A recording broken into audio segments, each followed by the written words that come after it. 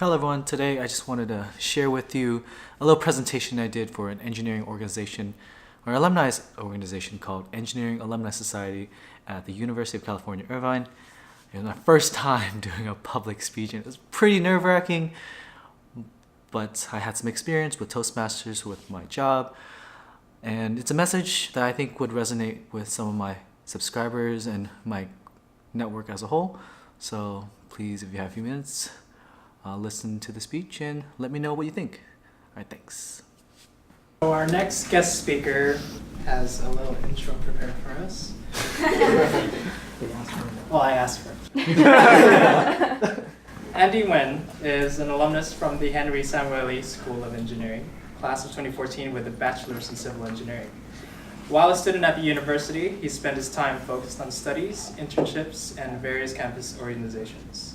He organized the first engineering talent show and was a board membership of Chi Epsilon, American Society of Civil Engineers, and Circle K. He's graduated and moved on to working for various civil engineering firms and is currently a project engineer at Ware Malcolm here in Irvine. During his journey in engineering, he's also developed an affinity for the arts and has grown into becoming a self-taught professional videographer and photographer. I present to you guys Andy Nguyen.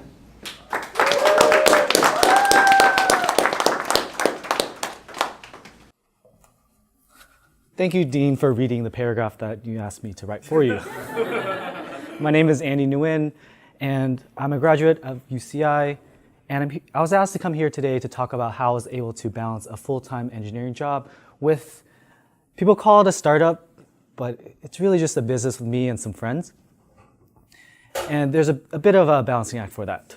So to start from the beginning, I got into photography in high school, but growing up as a first-generation Asian American, telling my parents I'm gonna go do photography full-time wasn't gonna fly. So I took a little bit of step back, and followed into the footsteps of my older brother, who is a civil engineer.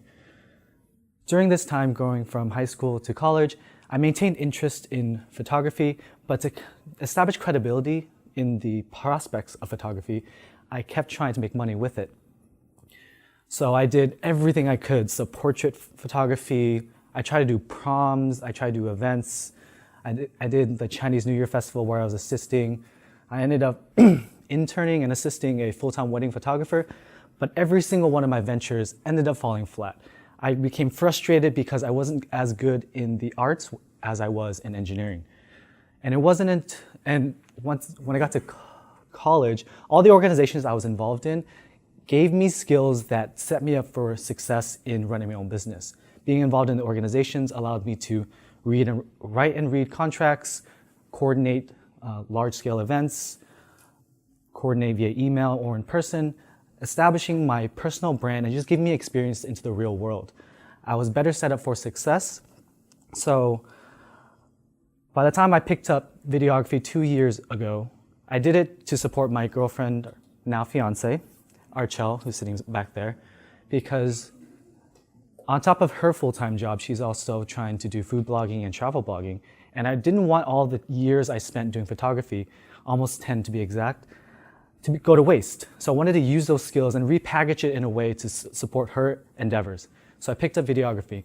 But to transition from photography and videography is very difficult. It's like learning a completely different language. So many nights I'm just getting frustrated, slamming my keyboard, running out of the room, making guttural noises of frustration, but still pushing through and going back into the room and repeating it over and over has led me to making 0-second videos from the very, very beginning to 5-second videos to 10, 30 seconds. And I got to the point where I was doing YouTube vlogs, which is a video blog. And I was, with the skills I got from UCI, I was able to use that video of me talking to a camera to sell to real companies that I can create a video for them.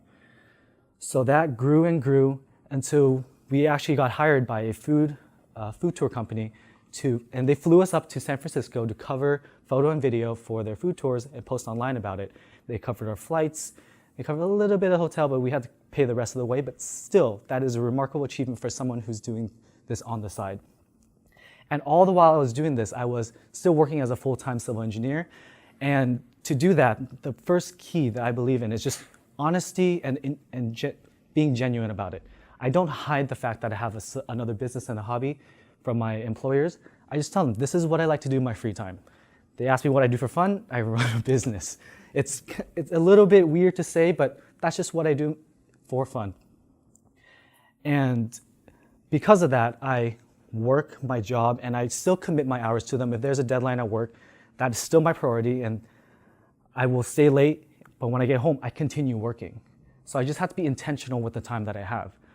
When I get home and I feel like I'm tired and I want to unwind, I actually just pick myself back up and continue working because I want to make the most of the time that I do have. Just 1 second.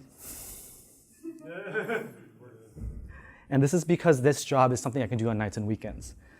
But at the same time, working nonstop like that is not something you should do.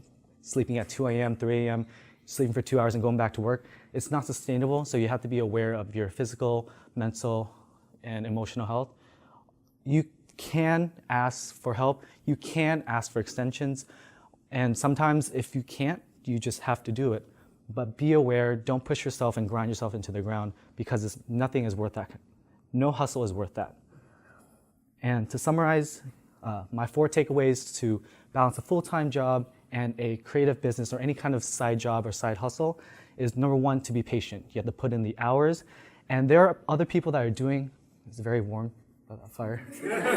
You're doing what you want to do full-time, so you can't compare yourself to them. You shouldn't compare yourself to anybody. Just focus on progressing slowly, incrementally, day by day, and over 2 years, you can accomplish something great, or any other time period.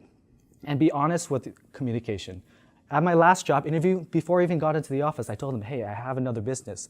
Because honestly, I know in my field, in my field of land development, the economy ebbs and flows. If the economy drops, I want to have something that I can do in the meantime, because you can't guarantee that I'll have a job. Like, it's just the reality of business.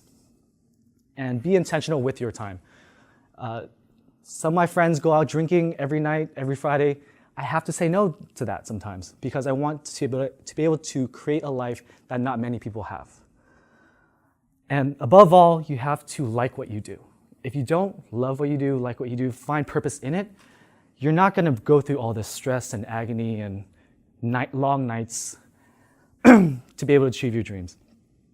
But this journey has been a roller coaster of emotions, but I have learned a lot, I've grown a lot, and there's nothing in that journey that I would change because it's been rewarding both in my civil engineering career, where I'm now a licensed engineer in California doing work for Disneyland, and in my creative job where I'm shooting events in different countries, shooting raves, shooting everything that I could never have imagined when I was a young 16-year-old picking up my first camera and taking that first picture.